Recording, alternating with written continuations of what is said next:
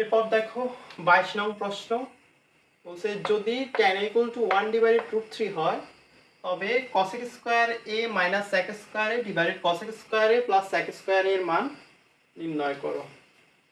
আচ্ছা ঠিক আছে, তাহলে দেখো এটা কিন্তু প্রমাণ না, তাহলে আমরা লিখি tan a equal to 1 divided root 3। এটার বিপরীত মানটা যদি আমরা বের করি, বিপরীতটা হচ্ছে cot a equal to আমরা জানি হচ্ছে 1 divided tan a, অর্থাৎ 1 divided root 3। আচ্ছা এটাকে যদি আমরা উল্টাই দেই তাহলে root 3 divided 1 1 1 কাটা সমান সমান root 3। এটা হচ্ছে cot এর মান। কেমন? আমাদেরকে যে মানটা নির্ণয় করতে বলছে সেটা হচ্ছে cos square minus sec square divide cos square plus sec square. যদি এখান থেকে শুরু করি তাহলে যেহেতু মান নির্ণয়, প্রদত্ত রাশিটা হচ্ছে আমাদের cos square minus sec square cos square plus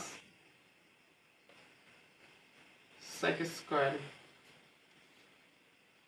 দেখো cos স্কয়ার ইকুয়াল টু আমরা লিখতে পারি হচ্ছে এখানে 1 plus cot square 1 plus cot square, এই যে মাইনাস cot স্কয়ারটা পাশে নিয়ে গেলে প্লাস cot স্কয়ার, তাহলে লিখতে পারি 1 প্লাস cot স্কয়ার। এরপরে দেখো minus sec square equal to লিখতে পারি এই যে মাইনাস tan স্কয়ারটাকে যদি পাশে নিয়ে যেটা প্লাসে হবে তাহলে 1 প্লাস tan স্কয়ার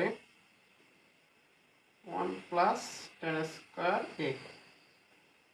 নিচেও একইভাবে 1 plus cot square plus 1 plus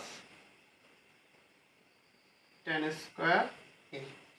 ঠিক আছে, ওকে। এরপরে দেখো ব্র্যাকেটটা যদি আমরা উঠাই তাহলে চিহ্নের পরিবর্তন হবে 1 প্লাস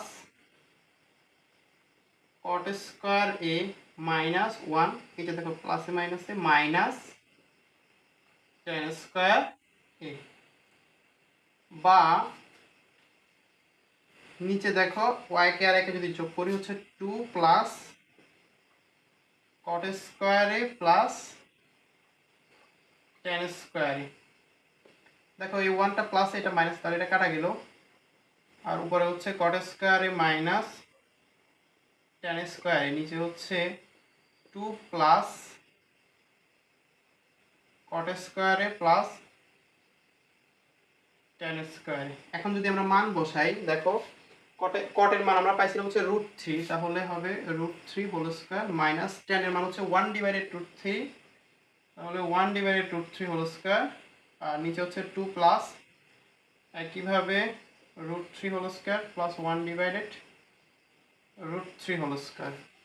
ঠিক আছে, এই অংশ তো মনে হয় এখানে আসবে না। আচ্ছা দেখো স্কয়ারের রুটে কাটা, তাহলে 3 মাইনাস এখানে স্কয়ার রুটে কাটা 1 ডিভাইডেড 3, আর এখানে 2 স্কয়ার রুটে কাটা প্লাস 3 প্লাস এখানে স্কয়ার রুটে কাটা 1 ডিভাইডেড 3। এরপরে দেখো 3 এটাকে যদি 3 এর সাথে গুণ করি 3 3 9 9 মাইনাস 1 ডিভাইডেড 3, আর 3 আর 2 হচ্ছে 5 5 প্লাস 1 ডিভাইডেড 3। আচ্ছা এই অংশটাতে করা যায় আমরা, দেখো উপরে হচ্ছে সরি এটা 9 থেকে 1 যদি বাদ দেয় তাহলে হচ্ছে 8, নিচে হচ্ছে 3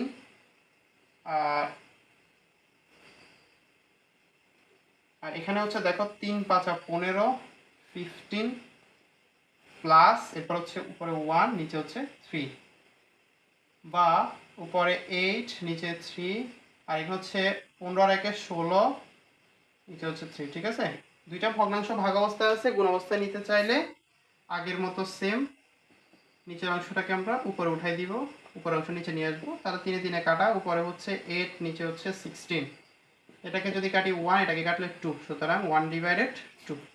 এটাই হচ্ছে cos square a minus sec square a divide cos square a plus sec square এর মান।